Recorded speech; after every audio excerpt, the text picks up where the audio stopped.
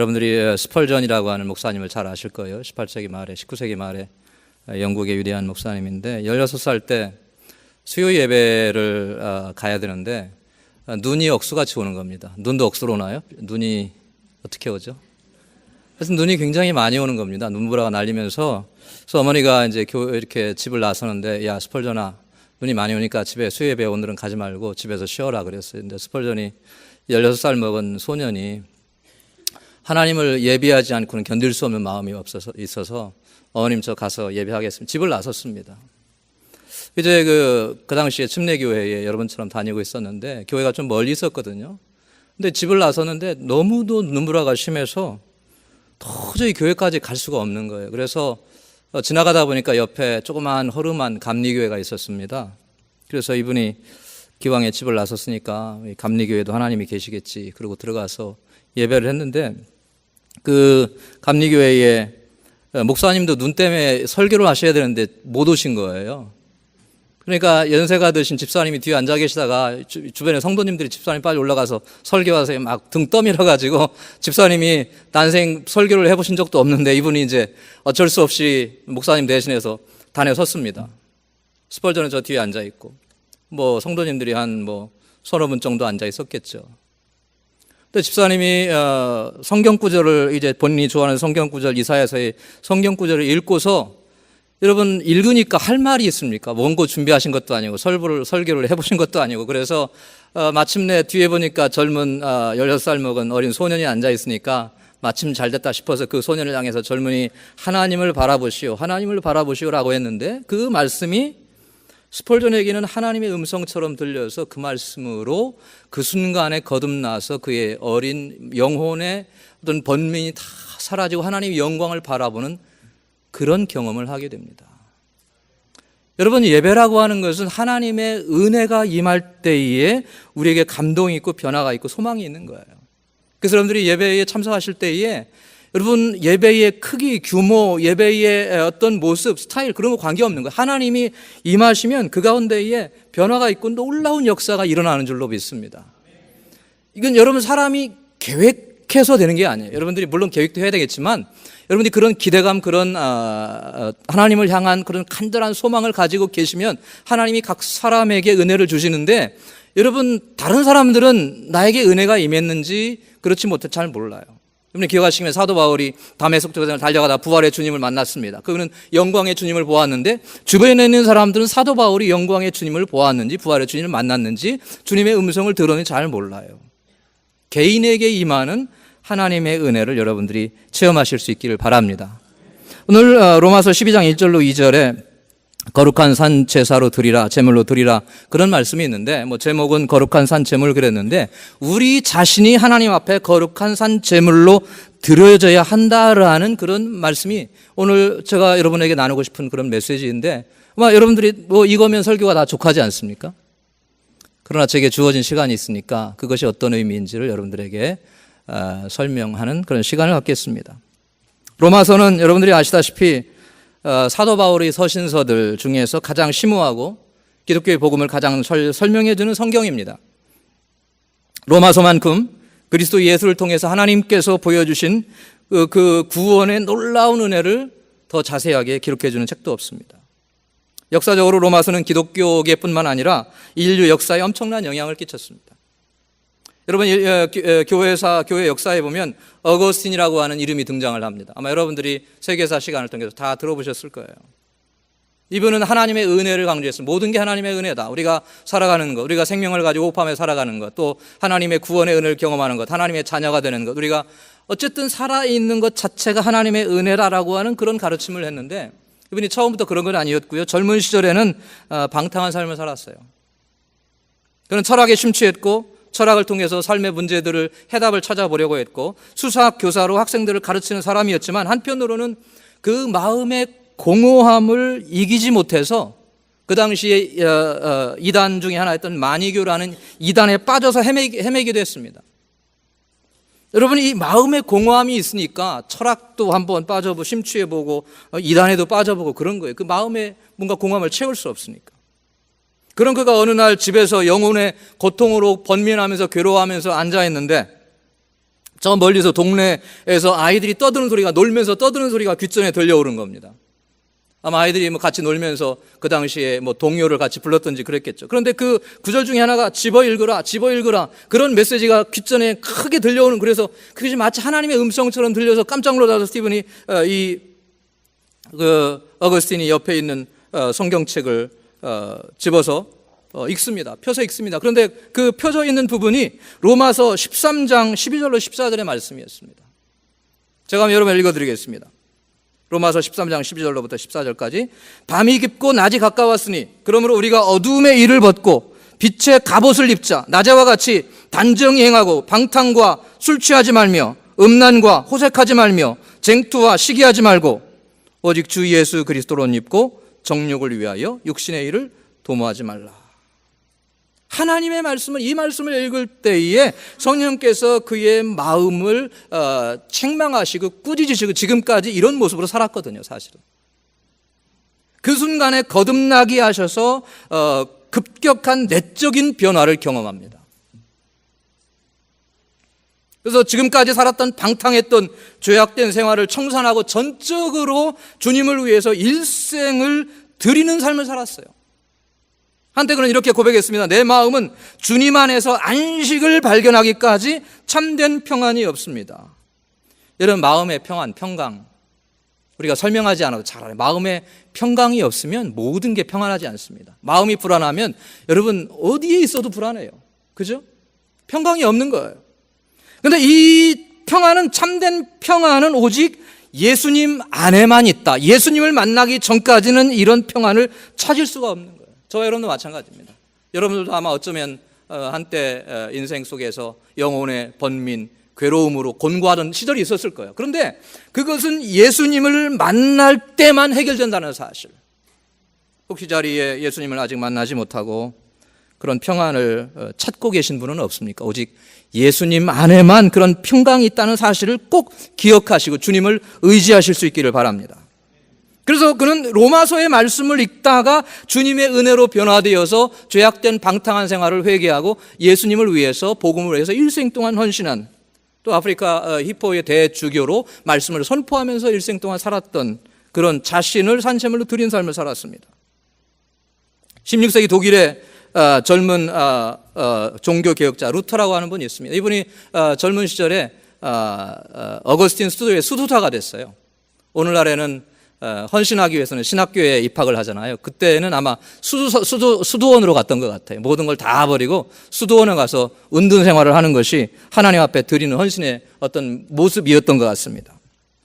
이 루터도, 이 어린 루터도 이 영혼의 투쟁, 영혼의 번민으로 참 고통스러웠습니다. 마음에 좀 평안을 얻어야 되는데, 그래서 평안을 얻기 위해서 금식 기도하기도 하고 철야기도 하기도 하고 하여튼 다 해볼 수 있는 건 다 해봤습니다. 때로는 자신의 몸을 학대하면서까지 마음의 평강을 좀 얻어볼까 하고 노력했지만, 그러면 그럴수록 마음은 더 불안하고 염려가 있고 근심이 있고 이유 없이 그렇게 되는 거예요. 그러다가 그에게 이 로마의 성지 여행을 할 수 있는 기회가 주어졌습니다. 참 젊은 사람에게, 독일에 있던 사람이 로마까지 성지 여행을 한다는 것은, 그런 기회가 주어졌다는 건 아주 영광스러운, 일생에 한 번 올까 말까 하는 그런 기회였습니다.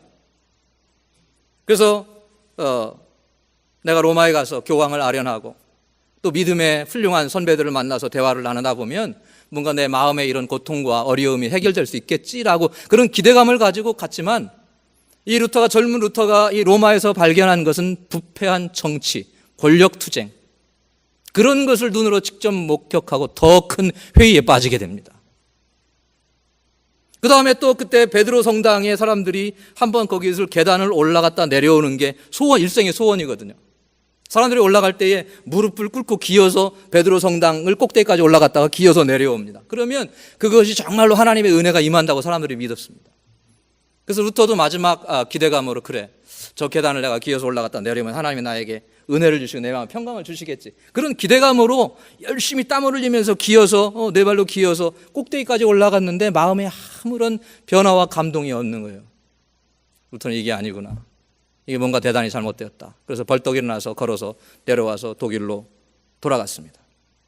그러다가 그는 비텐베르크 대학의 교수로 재직하면서 성경을 연구하기 시작을 했어요. 성경을.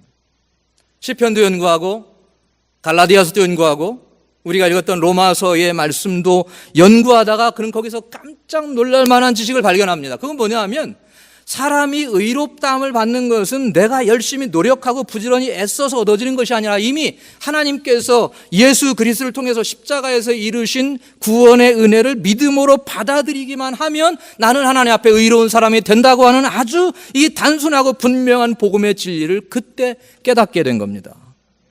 여러분 다 알고 계시잖아요. 근데 이 루터는 그렇게 오랜 세월 동안 마음에 고통하며 번면하며 씨름하다가 그런 진리를 얻게 된 겁니다. 그런 루터가 말씀을 통해서 성경을 통해서 마음의 평화를 얻는 순간 16세기의 종교 개혁이 시작되어서 교회가 올바른 모습으로 회복되기 시작한 거예요. 여러분, 한 사람이 예수의 복음을 올바로 경험하고 예수님과의 올바른 관계 속에 살아갈 때 이렇게 큰 영향력을 미치게 되는 겁니다. 루터 한 사람을 통해서 유럽 전역이 여러분 올바른 소용돌이가 일어나게 된 거예요. 신앙의 소용돌이가 일어나게 되는 겁니다. 여러분들 우리가 참 오늘날 사회가 잘못됐다, 나라가 잘못됐다, 그런 이야기들 하면 그래서 제도를 바꿔야 된다, 법을 새로 만들어야 된다, 사람을 새로 세워야 된다, 또 교육도 시켜야 된다, 이런 거는 다 해보지만 여러분 거기에 궁극적인 변화가 있느냐? 그럴 수 없어요. 물론 더 좋은 것을 마련해야겠지만 궁극적인 변화는 오직 복음을 통해서 하나님께서 이루실 수 있다는 사실을 기억하시길 바랍니다. 우리가 한 사람 한 사람이 올바로 변화되면 여러분 가정도 변화되고 여러분의 가정도 변화되고 가정이 변화되면 사회도 변화되고 여러분이 머무는 곳, 일터, 직장, 사업도 변화되고 나라도 변화되고 전 세계가 변화되는 줄로 믿습니다. 마치 그거는 여러분 연못에 돌멩이를 던지면 파장이 쭉 끝까지 퍼져나가는 것 같아요. 그것이 예수님의 방법이죠. 그래서 여러분들이 예수의 복음을 올바로 믿고 따르고 전하고 나누는 삶을 살아가시길 바랍니다. 그게 유일한 소망이에요. 예수님만이. 여러분 감리교회 창시자가 누굽니까? 18세기 영국의 잔 웨슬리 잘 아시죠? 이분이 한때는 여기 조지아 사바나에 와서 여러분 인디안 선교사로 2년 동안 사역을 했어요. 그런데 그렇게 훌륭한 분이 열심히 애를 썼는데 성과가 없는 거예요. 열매가 없는 겁니다. 결실이 없는 겁니다. 참 얼마나 낙심이 되겠습니까?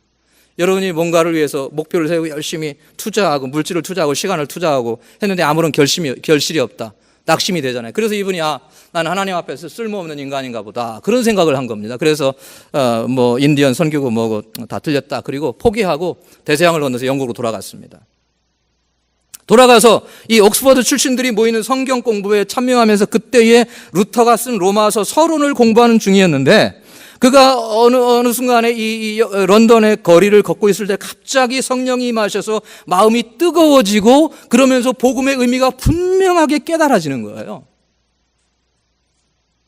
그 경험을 통해서 그는 복음의 메시지를 이해하고 하나님의 능력의 손에 붙잡혀서 그때부터는 여러분 영국 전역에 말을 타고 다니면서 자동차도 아니고 저와 여러분처럼 말을 저는 못 타봤지만 얼마나 불편하겠습니까? 말 타고. 일생 동안 복음을 전하는 복음의 사자의 삶을 살게 됐다. 그것은 복음을 올바로 깨닫고 이 어거스틴이나 루터나 요한에서 다 마찬가지입니다. 로마서에 기록된 복음의 의미를 올바로 깨닫고 자신을 완전히 하나님의 손에 산 제물로 드린 그런 결과로 여러분 그런 삶을 살 수 있게 된 거예요. 여러분이 하나님을 위해서 주님을 살기를 원하시는데 여러분 자신을 거룩한 산채물로 온전히 드리실 수 있기를 바랍니다. 그래야만이 하나님이 성령님이 여러분을 통해서 역사하실 수 있는 거예요. 여러분 로마서를 기록한 사도 바울도 마찬가지입니다. 여러분 사도 바울이 일생 동안 복음을 위해서 주님을 위해서 이 세상에 있는 모든 것을 다 배설물처럼 여기면서 살았거든요. 그럼 말년은 좀 이렇게 평안하고 사람들에게 존경을 받고 칭찬을 받고 그렇게 살아야 되잖아요. 근데 사도 바울이 말년을 어떻게 보냈습니까? 로마의 감옥에서 보냈어요, 여러분들. 일생 동안 복음을 전했는데 주어진 대가가 뭐냐? 감옥의 죄수가 되는 거예요. 그래서 결국은 네로의 그 칼날을 피하지 못하고 처형돼서 죽지 않았습니까? 그게 사도 바울의 말년인데 감옥에 있으면서 마지막으로 사도 바울이 편지를 빌립보 교회에 썼습니다. 그래서 빌립보서는 사도 바울이 감옥에서 마지막 쓴 그런 편지죠. 그는 이렇게 고백합니다. 빌립보서 2장 17절에 내가 나를 관제로 드릴지라도 나는 기뻐하고 너희 무리와 함께 기뻐하리니 그랬습니다. 여러분, 관제로 부어 드린다는 것은 제사를 드릴 때에 하나님 앞에 쏟아 부어 드리는 거예요, 여러분. 이거 사람이 마시는 것도 아니고 누군가가 마시는 것도 아니고 그래서 유익을 얻는 것도 아니고 그냥 쏟아 부어 드리는 겁니다. 어떻게 보면 허비하는 거예요. 낭비하는 거예요. 여러분, 예수님께서 바리새인 시몬이라고 하는 사람이 집에 있을 때 막달라 마리아하고 향유 옥합을 깨트려서 예수님께 발에 부어드린 사건을 잘 기억하실 겁니다. 아주 귀중한 그런 보물과 같죠. 보물과 같죠. 어쩌면 일생 동안 모아서 마련해 힘든 그런 막달라 마리아에게는 정말로 소중한 생명과도 같은 그런 보물제 1호였을 것입니다. 뭐 저 같으면 그냥 드리고 싶으면 예수님께 가지고 와서 예수님, 이게 제가 가지고 있는 가장 소중한 겁니다. 주님이 꼭 필요할 때 쓰십시오 하고 그냥 드리면 좋을 텐데 그거를 깨뜨려서 발에 부어 드렸다는 거죠.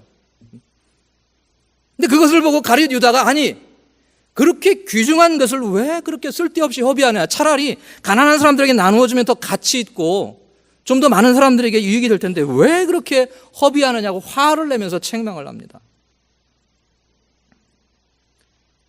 여러분, 우리가 자신을 주님 앞에 관제로 드리거나 산제물로 드릴 때에 세상 사람들의 눈에는 그게 낭비하는 것 같고 허비하는 것 같아요.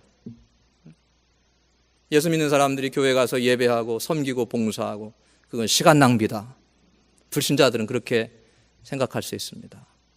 불신자들이, 세상 사람들이 주님 앞에 나오지 못하는 많은 이유들이 있는데 그 중에 한 가지가, 혹시 내가 교회 가서 신앙생활을 하다 보면 나도 원치 않게 신앙생활에 얽매서 내 시간과 내 인생을 낭비하면 어떻게 하나, 그런 두려움이 있는 거예요. 그 시간에 차라리 내가 좀 사업하고 일해서 돈을 더 버는 게 낫지, 내 인생이 허비되면 어떻게 하나, 그런 막연한 불안과 두려움이 있는 거예요. 그래서 발을 들여놓지 못합니다. 그러나 저와 여러분들은 세상 사람들에게는 허비요 낭비처럼 보여도 세상 사람들의 논리로는 도저히 이해가 안 되죠. 믿는 사람들이 그 바쁜 시간에 와서 예배하고 그 바쁜 시간에 와서 봉사하고 도저히 이해가 안 되지만, 여러분, 하나님의 자녀들은 성경에서 산 제사로 드리라, 주님을 위해서 드리라 그랬을 때에 하나님께 드려진 산만이 가장 가치 있고 가장 보람 있고 가장 성공적이고 여러분 가장 의미 있는 삶인 줄로 믿습니다. 그래서 우리가 주님을 위해서, 여러분들이 예수님을 위해서 여러분의 삶을, 물론 예수님을 위해서 살아간다고 하는 것이 그러면 내가 하고 있는 모든 것을 다 포기하고 주님만을 바라면서 살아가느냐, 뭐 사업도 포기하고 직장도 포기하고 가정도 포기하고, 절대 아니죠. 그렇지 않습니다. 이 모든 것을 하는 근본적인 이유가 어디에 있느냐, 그게 예수님이어야 한다는 거예요. 여러분이 살아가는 목적, 여러분이 사업을 하는 목적, 여러분이 학업을 하는 목적, 여러분이 직장생활을 하는 목적, 여러분 신앙생활을 하는 목적, 그게 다 예수님 때문에 예수님을 위해서 하는 것이라고 하는 그런 기본적인 명제가 여러분에게 있으셔야 한다는 거예요. 여러분이 그런 명제가 없으면, 그런 확신이 없으면 인생이 이렇게 좀 뭐라 그럴까요? 겉돌아요. 뭔가 의미가 없는 것 같고, 뭔가 열심히 일을 해도 내가 왜 일을 해야 되는지 별로 보람이 없는 것 같고, 그러나 내가 주님을 위해서 한다라고 하는 그런 마음이 있으면 여러분이 열심히 일할 수 있습니다. 열심히 일할 수 있어요. 여러분, 지난 10여 년간, 지금은 다행히 이제 전쟁이 없어서 끝났지만 미국 이라크와 아프간에서 전쟁을 하면서 수많은 사람들이 목숨을 잃었습니다. 특히 젊은 사람들이 수천 명. 제가 기억하기로는 제가 마지막 뉴스를 본 것이 4,000명의 젊은이들이 목숨을 잃었다. 아마 그 이후에 더 있었겠죠. 수천 명, 여러분, 이 수천 명이라고 하는, 4,000명, 5,000명이라고 하는 숫자가 적은 숫자가 아닌데, 이 젊은이들이 21세기에 전쟁 때문에 목숨을 잃었다. 참 저에게는 그게 놀랍게 여겨져요. 놀랍게 여겨집니다. 지금이 여러분 6.25 시대도 아니고 중세 시대도 아니고 21세기에 수천 명이, 4,000명, 5,000명, 6,000명이 전쟁으로 목숨을 잃었다. 참 저희는 그게 아주 놀랍게 여겨집니다. 일본 오키나와 남방에 이우지마라고 하는 섬이 있습니다. 사방 8마일 정도 되는 아주 작은 섬이라고 합니다. 저는 가보진 못했으니까 지도만 이제 볼 수 있겠죠. 근데 2차 대전 때 이 섬이 아주 전략적으로 중요한 섬이었습니다. 그래서 1944년 2월 19일 날 미군이 이 섬에 대해서 총공세를 펼칩니다. 근데 그 섬에 일본군 22,000명이 죽기를 각오하고 기다리고 있어요. 싸우다가 죽는 거예요. 22,000명이. 2차 대전 중에 가장 치열한 전투가 바로 이 이오지마 전투였는데, 그 전투에서 일본군 2만 1,000명이 죽임을 당합니다. 조그만 섬에서 2만 2천 명이 거기서 있다가 2만 1,000명이 죽임을 당하, 약 1,000명만이 살아서 거기를 나올 수 있었어요. 근데 미군의 사상자는 2만 6천 명에 달했다. 그래서 그 섬에서, 조그만 섬에서 4만 7천 명, 약 5만 명이나 되는 사람들이, 젊은 사람들이 거기에서 죽었어요. 미 해군이 2차 대전에 약 43개월 동안 참전을 했는데, 그 사상자의 3분의 1이 이오지마 섬에서 있었던 한 달간의 전투에서 3분의 1이나 되는 사람들이 거기서 죽었다는 거예요. 그래서 미군은 이 이오지마 섬에서 가장 큰 해외에 있는 공동묘지를 남기고 떠나오게 됩니다. 그런데 그 공동묘지 입구에 누군가가 이런 글귀를 새겨 놓았다고 합니다. 당신이 고향으로 되돌아가면 우리를 대신해서 말해 주시오. 여러분의 내일을 위해 우리의 오늘을 희생했노라고.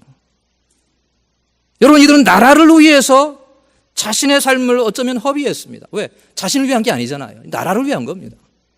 하나밖에 없는 인생을 나라를 위해서 바친 거예요. 여러분, 우리의 삶은 늦든지 빠르든지 어느 순간인가 종말이 다가오게 돼 있어요. 그죠? 꼭 예수님이 구름 타고 재림하시는 게 종말이 아니라 우리 각자가 다 여러분 주님 앞에 죽음을 통해서 설 때가 있잖아요. 그게 여러분 더 중요한 종말입니다. 사실은 예수님이 구름 타고 오실 날은 언제인지 잘 모르지만, 우리가 그것보다는 아마 우리가 죽음을 통해서 주님 앞에 서는 종말이 더 빨리 올 것 같아요. 그렇지 않나요? 반드시 끝이 있어. 한 번 죽는 것은 사람에게 정하신 것이요, 그 후에는 심판이 있으리니. 그래서 우리가 무궁무진하게 살아가는 게 아닙니다, 여러분들. 인생이 막 계속적으로 끝까지 갈 것 같죠. 다 여러분 생각해 보시면, 내가 정말로 정말 팔팔하던 10대, 20대 청춘이 엊그제 같은데 언제 내가 이렇게 나이를 먹었나, 그런 생각 가끔 하시지 않습니까? 다 여러분들이 그때 다 기억나. 근데 엊그제 같아요. 엊그제 같아요. 인생이 그만큼 빨리 간다는 거예요. 근데 여러분, 언젠가 우리가 우리를 지으신 창조주 앞에, 우리를 구속하신 주님 앞에 설 때에, 주님, 하나님, 제가 제 인생을 주님을 위해서 이렇게 드렸습니다라고 하는 고백을 할 수 있어야죠. 그렇지 않겠습니까? 저는 그것이 이 세상에서 가장 중요한 것이라고 생각을 합니다. 여러분들이 만약에 뭐 그럴 일도 없겠지만, 오바마 대통령 여러분에게 전화해서 한번 내일 아침에 10시에 백악관에서 만나십시다 하면, 여러분들은 아마 내가 도대체 이 대통령 앞에 서서 무슨 말을 해야 되는지 밤새 고민하실 거예요. 그렇지 않겠어요? 여러분, 영광의 하나님, 만왕의 왕, 만주의 주 되신 예수님 앞에 설 때, 심판주 앞에 설 때 여러분이 주님 앞에 드릴 말씀이 있어야 되잖아요.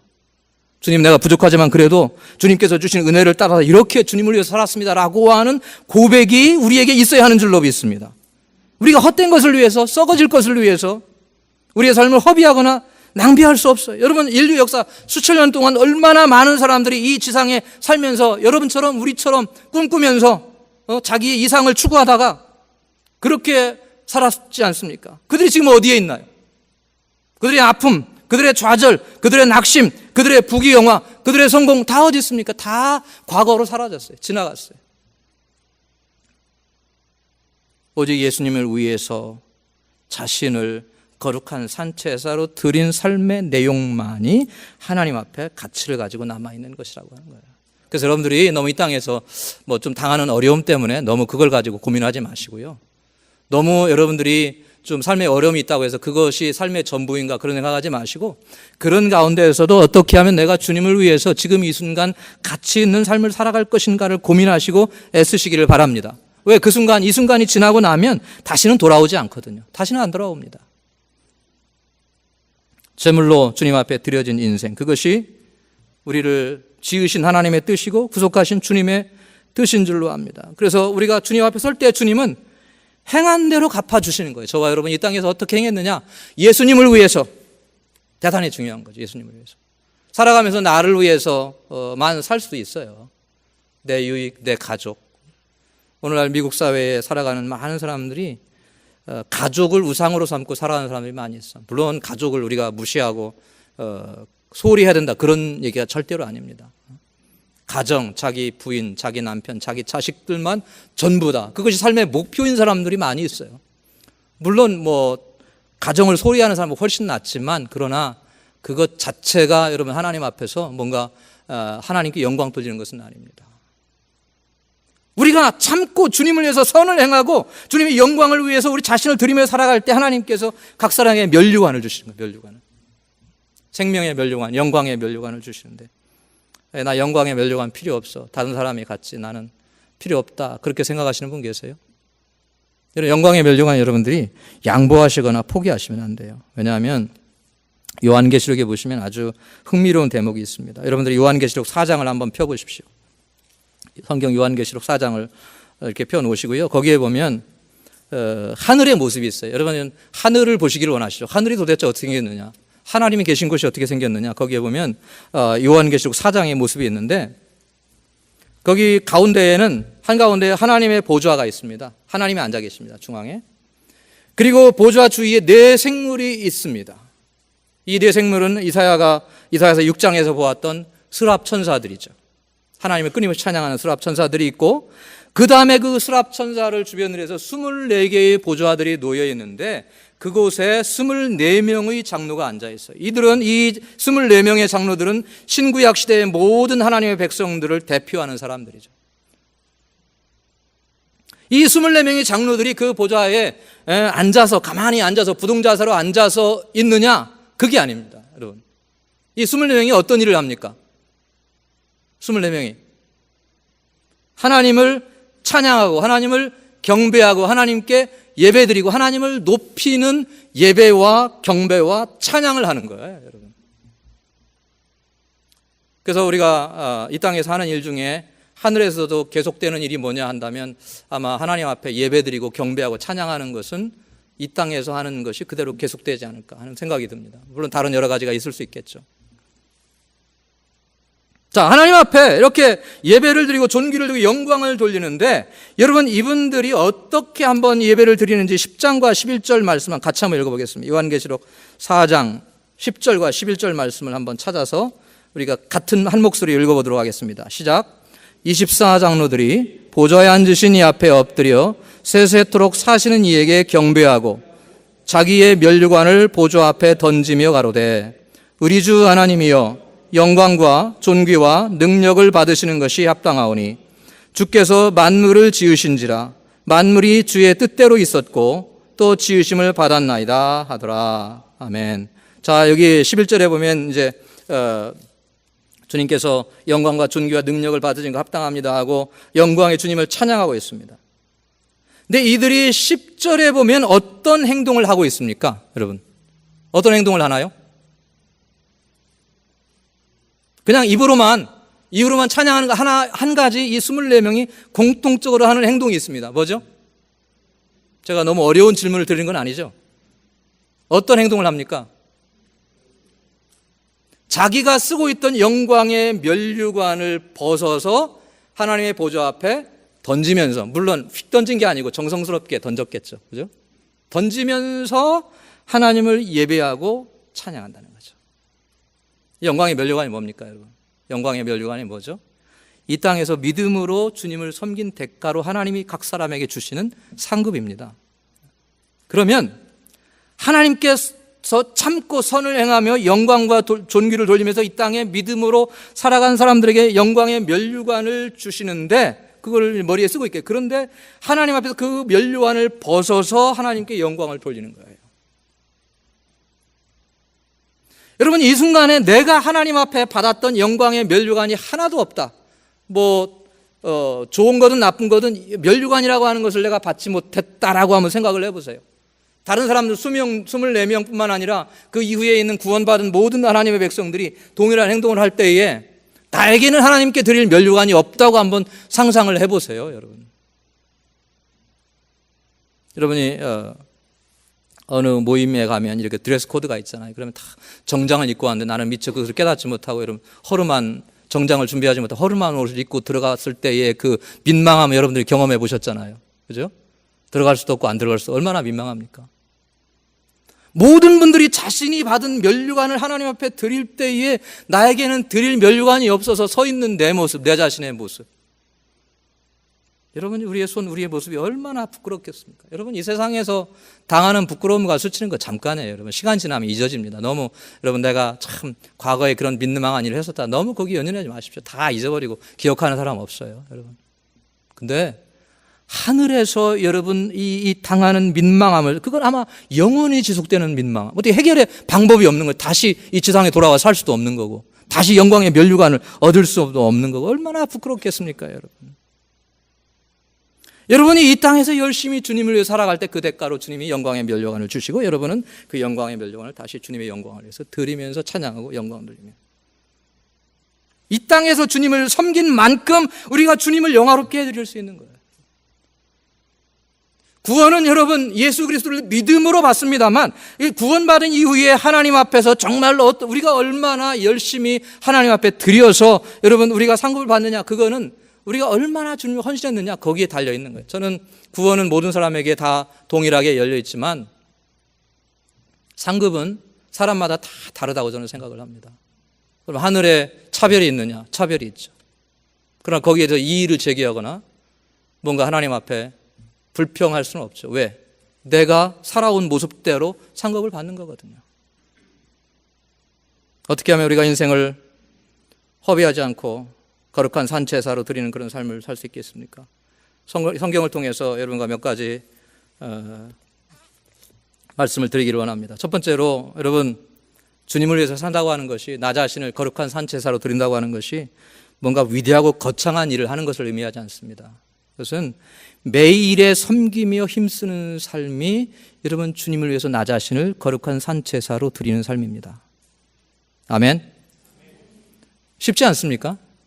주님을 위해서 산제사로 드린다고 할 때는 정말로 뭔가 막 위대하고 크고 정말로 누군가 아무도 이루어내지 않은 그런 일을 해야 되는 것으로 우리가 생각하기 쉽지만, 매일의 섬김에 힘쓰는 것이 여러분 주님을 위해서 드리는 삶, 산제물을 드리는 삶, 뭔가 거창한 일을 하나님께서 원하시는 게 아닙니다. 매일 우리가 주님 앞에 나아가서 정말로 주님의 말씀에 귀를 기울이고 정말로 주님의 나라를 위해서 애써서 기도하고, 또 옆에 주변의 지체들을 위해서, 교회의 지체들을 위해서 기도하고, 교회 사역을 위해서 기도하고, 주변의 아픔을 위해서 하나님께서 치료해 주시기를 위해서 기도할 때에 그것이 여러분 주님께 영광 돌리고, 그것이 주님께서 우리를 통해서 이루기를 원하시는 거예요.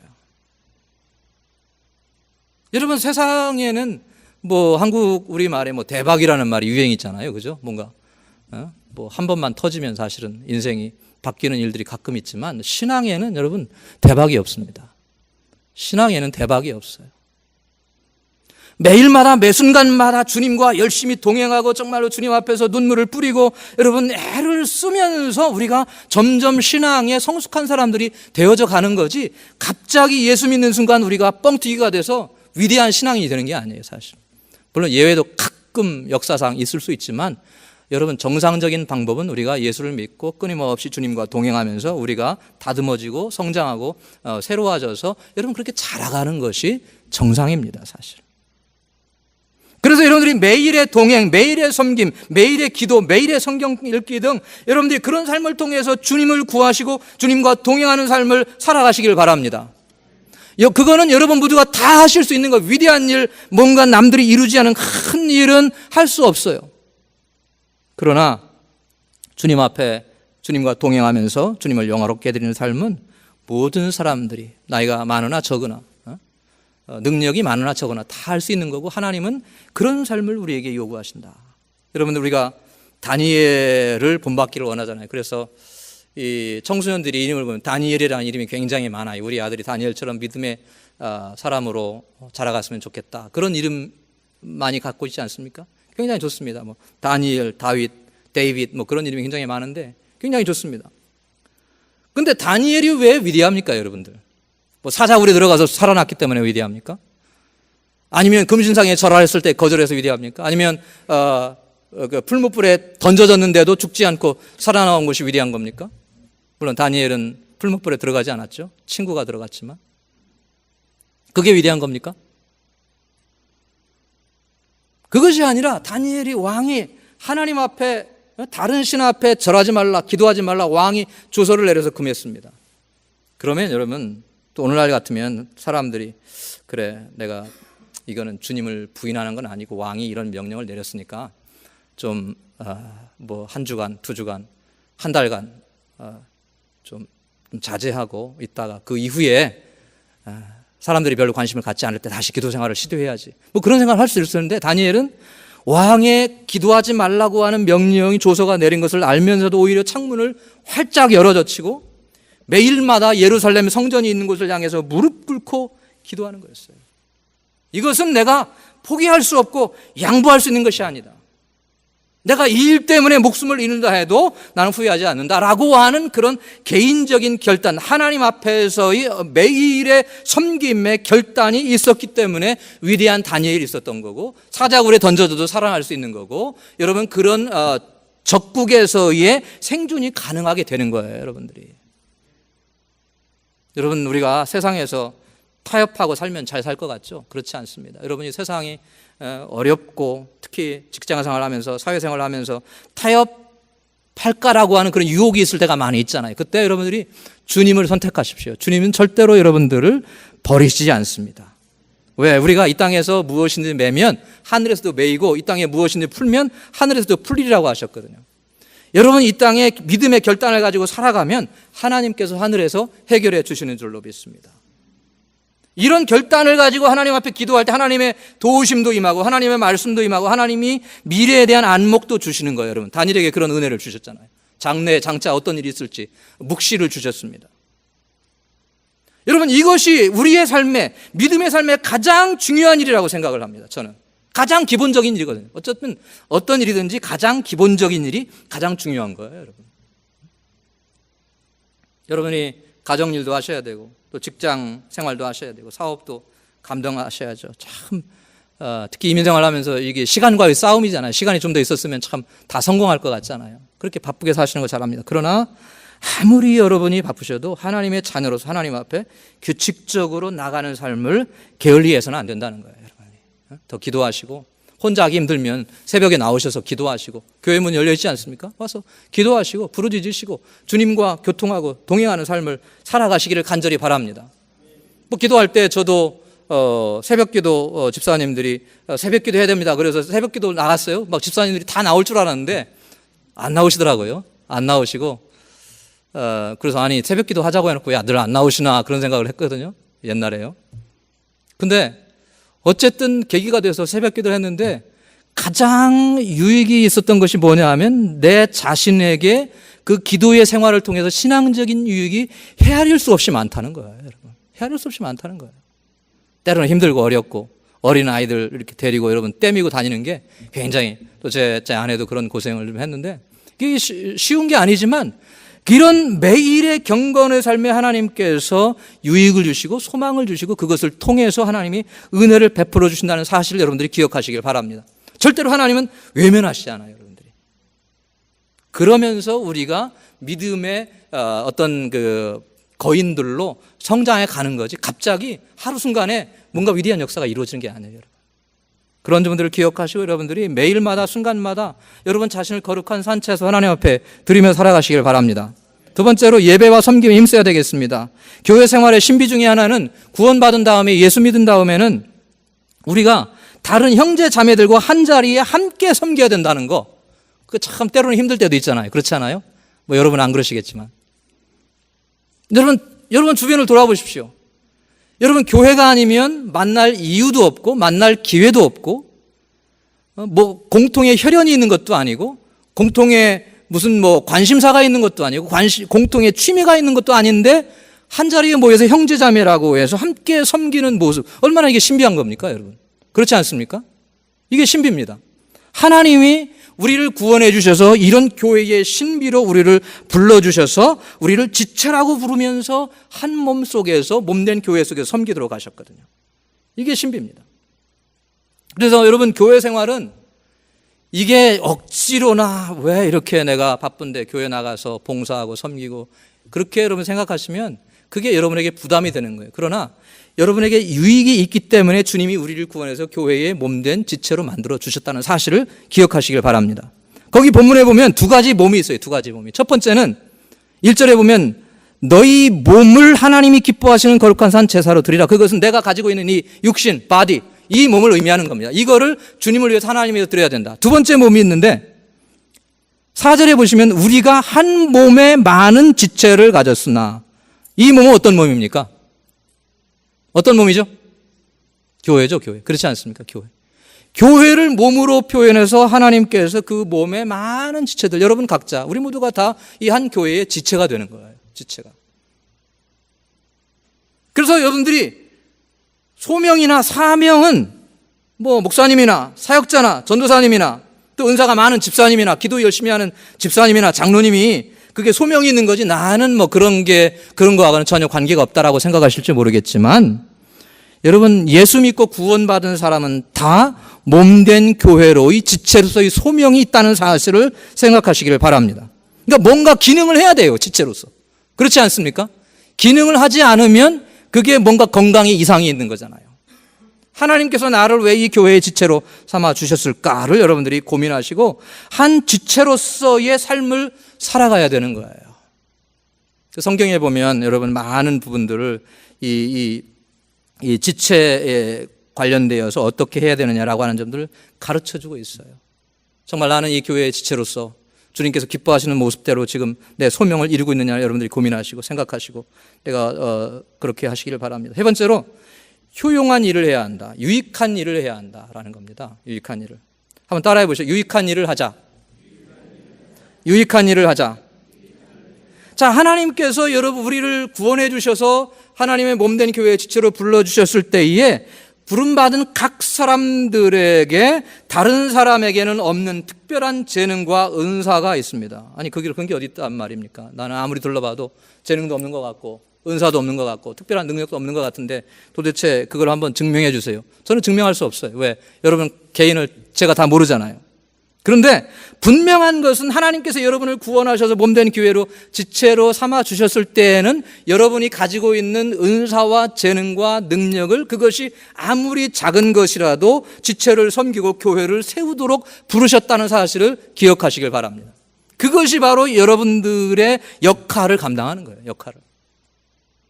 그 역할은 사람마다 다 다르죠. 그러나 어쨌든 그 각자 가지고 있는 역할과 은사와 능력을 제대로 발휘하고 기능할 때에 여러분 교회 조직이 올바르게 사역을 감당하면서 앞으로 전진할 수 있는 거예요. 그때 주님의 영광이 나타날 수 있는 겁니다. 여러분 많은 사람들이 성경의 인물 중에서 다윗을 존경하죠. 그죠? 다윗을 존경합니다. 그래서 다윗을 흠모하고 또 다윗의 신앙을 본받기를 원하죠. 그렇게 다윗처럼 창대한 삶을 살아가기를 원하죠.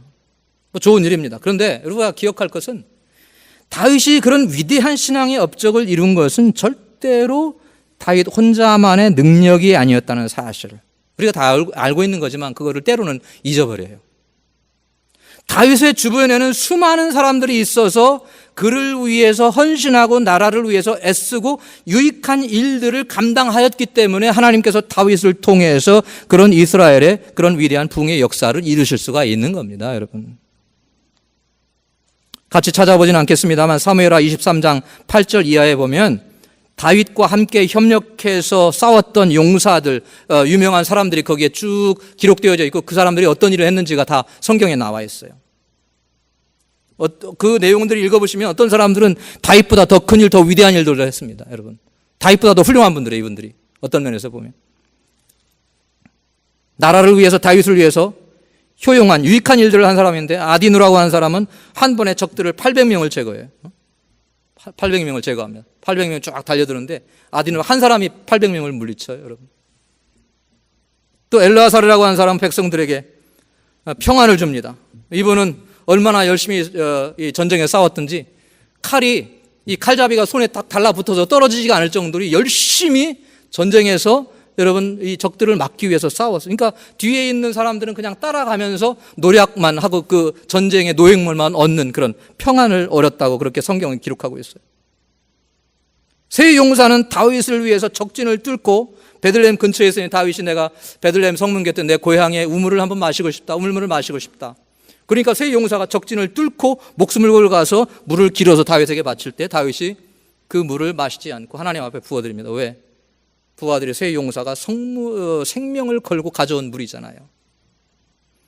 다 지도자를 위해서, 여러분 나라를 위해서 희생하고 헌신하는 사람들이 있었기 때문에 다윗을 통해서 하나님이 그런 위대한 놀라운 역사를 이루신 겁니다.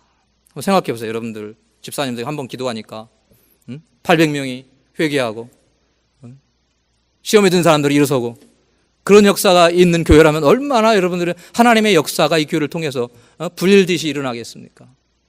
내가 가지고 있는 능력, 내가 가지고 있는 재능, 내가 가지고 있는 은사가 무엇이냐, 그것을 찾아서 열심히 여러분들이 그 일을 가지고 섬기며 나아갈 때에 교회가 건강하게 앞으로 전진하고 나아가고 하나님의 나라가 세워질 수 있다는 사실을 기억하시기를 바랍니다. 여러분, 세상의 어느 단체도 교회뿐만 아니라 여러분 어느 조직, 회사, 사회에 있는 모든 단체들 다 마찬가지인데, 여러분 이 단체의 리더가 지도자가 훌륭하다고, 지도자만 훌륭하다고 그 단체가 잘 되느냐? 그렇지 않아요. 오늘날 많은 사람들이 훌륭한 영적인 지도자가 어디 있는지, 누구냐, 영적인 리더가 누구냐에 관심이 많이 있는데, 물론 우리가 관심을 가져야 되죠. 또 훌륭한 리더로서의 어떤 자질과 자격들도 있는 것도 사실입니다만, 그러나 우리가 더 여러분 관심을 기울여야 할 것은, 여러분 참된 지도자는 정말로 충성스럽게 따르는 사람이 있을 때에 가능하다는 사실을 기억하시길 바랍니다. 아마 여러분들 많은 분들이 여러분들 어디 회사나 사업이나 또 직장이나 그런 곳에서 다 조직 속에 계실 거예요. 사람들을 이끌고 계실 텐데, 여러분 혼자만 열심히 하고 뒤에 따라와야 되는 사람들이 여러분 따르지 않고 무시하고 여러분들 명령도 듣지 않고 한다고 생각을 해보십시오. 제대로 그 단체가 여러분 기능할 수 있겠습니까? 안 되는 거예요. 지도자가 좀 부족해도 따르는 사람들이 열심히 섬기고 따르고 여러분 열심히 일할 때에 그 조직이 건강한 조직으로 기능할 수 있게 되는 줄로 믿습니다. 여러분이 하나님께서 세우신 지도자를 위해서, 또 교회를 위해서, 그것이 결국은 주님을 위하는 거거든요. 내가 가지고 있는 은사, 내가 가지고 있는 재능, 내가 가지고 있는 삶을 열심히 드릴 때에 그것이 낭비하는 삶이 아니라 주님 앞에 영광 돌리는 삶이라는 사실을 기억하십시오. 주님은 이렇게 말씀하셨습니다. 누가복음 9장 23절에서 아무든지 나를 따라오려 하거든 자기를 부인하고 자기 십자가를 지고 나를 쫓을 것이니라 그랬어요. 여러분, 이것이 주님께서 제자를 부르실 때에 생각하셨던 제자의 모습인데, 오늘날 이거 다 잃어버렸습니다. 그래서 자기를 부인하는 신앙 별로 강조하지 않습니다. 오늘날의 세대. 왜? 사람들이 별로 싫어하거든, 자기를 부인하고. 또 자기의 십자가를 지고, 아니 예수님만 지면 됐지 내가 어떻게 십자가를 져. 예수님의 십자가면 충분하지. 그렇게 생각을 하고 십자가 없는 신앙, 참 사람들이 그런 신앙을 따르려고 하는데, 여러분 이 원리는 세월이 지나도 변하지 않아요. 아무리 우리가 포스트 모던 시대에 살아도 밀레니얼 세대 얘기해도 이 원리는 변함이 없습니다. 자신을 부인하고 십자가를 지겠다고 하는 마음과 각오가 없이는 교회가 발전하고 성장할 수 없는 거예요. 내가 주님을 위해서 하나님의 미랄이 되겠다고 하는 각오 없이 우리가 하나님의 영광을 보는 일이 불가능한 것입니다. 너희 몸을 하나님이 기뻐하시는 거룩한 산 제사로 드리라고 사도 바울은 강하게 권면하고 있어요. 여러분은 산 제물 할 때에는 예루살렘 성전에 드려졌던 아마 그런 희생 동물들을 의미하는 것 같습니다. 아마 그런 것을 염두에 두고 사도 바울이 이런 기록을 했을 텐데, 얼마나 이게 산 제물을, 산 짐승을 하나님 앞에 끌어다가 죽이는 거예요. 얼마나 이게 처절하고 비참한 일입니까? 얼마나 고통스러운 일입니까? 사실 그것처럼 우리가 하나님 앞에 우리 자신을, 고통스럽더라도 자신을 드릴 때에 여러분 하나님께서 영광 받으시고 교회가 성장하고 우리 주님께 영광이 돌려주는 줄로 믿습니다. 사람마다 각자 꿈과 계획을 가지고 살아갑니다. 이 말씀만 드리고 말씀을 맺도록 하겠습니다. 인생의 가장 어려운 부분 중에 하나는 인생에 연습이 없다는 거예요. 리허설이 없다는 겁니다. 여러분 무언가를 하기 전에 꼭 중요한 일은 연습을 하지 않습니까? 행사도 연습을 하고 다 리허설을 하는데 우리 인생에는 연습이 없어요. 참 그게 신비해요. 아니 이게 귀중한 인생이 하나님께서 좀 연습하고 어느 정도 연습이 맞춰지고 준비가 되면 가서 그래 인생을 살아라 그러면 참 잘 살 수 있을 것 같은데, 인생이 없이 그냥 우리가 무작정 이 세상 환경 속에 태어납니다. 그리고 살아가야 돼요. 연로하신 목사님들 가끔 뵈면서 그분들하고 대화를 나누다 보면 그분들이 하는 말씀 중에 이런 말씀들을 흔히 하십니다. 이제는 조금 그동안 젊은 시절에 시행착오를 거치면서 좀 목회를 쭉 해와서 이제는 좀 목회가 뭔지 이렇게 하면 되겠다 싶어서 깨달아서 이제 뭔가를 해보려고 하면 이제는 은퇴할 때가 다 됐다. 그런 말씀들을, 고백들을 많이 하십니다. 아마 우리도 마찬가지일 겁니다. 우리가 인생을 이렇게 살면 성공하는 삶인데 라고 깨달으면 어쩌면 이제는 우리가 주님 앞에 갈 날이 가까이 있는지 모르겠어요. 뭔가 깨달으면 그때가 이제 끝이에요. 종말이에요. 참 인생의 아이러니입니다. 그래서 인생이라고 하는 것은 연습이 없어요. 그래서 실패하면 실패하는 거고 성공하면 성공하는 거예요, 여러분. 그렇다면 우리가 이 한 번밖에 살아가면서 인생을 어떻게 성공적으로 살아가느냐? 본문에 기록된 대로 자신을 하나님의 거룩한 산 제물로 드리라. 그러면 하나님이 산 제물로 드렸으니까 너는 죽어라. 하나님 앞에 먼저 자신을 드리면 하나님이 우리의 삶을 그냥 끝내시는 것이 아니라 그 드려진 삶을 통해서 하나님의 계획대로 하나님의 뜻대로 더 위대하고 더 크고 우리가 깨닫지 못했던 놀라운 일들을 이루실 줄로 믿습니다. 그게 신비입니다. 그게 신앙의 신비입니다. 하나님 앞에 우리가 산채물로 드리면 죽어야 되는데 망해야 되는, 그렇지 않아요, 여러분. 영광의 하나님, 천지와 만물을 지으신 창조주의 손에 우리 자신의 삶을 맡기는 거거든요. 그러면 그분이 우리의 삶을 이끌어갈 책임이 있는 겁니다. 그것이 저는 인생을 가장 성공적으로 사는 삶이라고 믿습니다. 여러분, 인생을 허비하거나 낭비하거나 세상이 없어질 것을 위해서 여러분이 그렇게 허비하지 마시고 주님을 위해서, 예수님을 위해서 온전히 자신을 드리는 삶을 살아가시기를 간절히 바랍니다. 그리하여 여러분이 만왕의 왕, 만주에 드신 그리스도 앞에 설 때에 주님께로부터 영광의 면류관을 받으시고 잘하였도다 착하고 충성된 종아라고 하는 주님의 칭찬이 있으시기를 주님의 이름으로 축원합니다. 기도하겠습니다. 하나님 아버지, 감사합니다. 저희들 구원해 주셨을 뿐만 아니라 주님을 섬길 수 있는 놀라운 은혜를 주시니 감사를 드립니다. 아버지 하나님, 저희들 인생을 살아갈 때에 때로는 나는 실패하고 때로는 잘못된 길로 걸어가고 때로는 주님과는 반대되는 길로 갈 때가 있습니다. 저희들 무지하고 주님, 저희들 유치하오니 저희들을 인도해 주시고 저희들 주장해 주셔서 주님 향한 시선 놓치지 않게 하시고 주님을 따라서 주님께서 원하시는 대로 살아갈 수 있도록 은혜 베풀어 주시옵소서. 그래야 매일 매 순간마다 주님 앞에 정말로 거룩한 산 제물로서의 삶을 살아가도록 축복해 주시옵소서. 감사드리며 예수님의 이름으로 기도합니다. 아멘.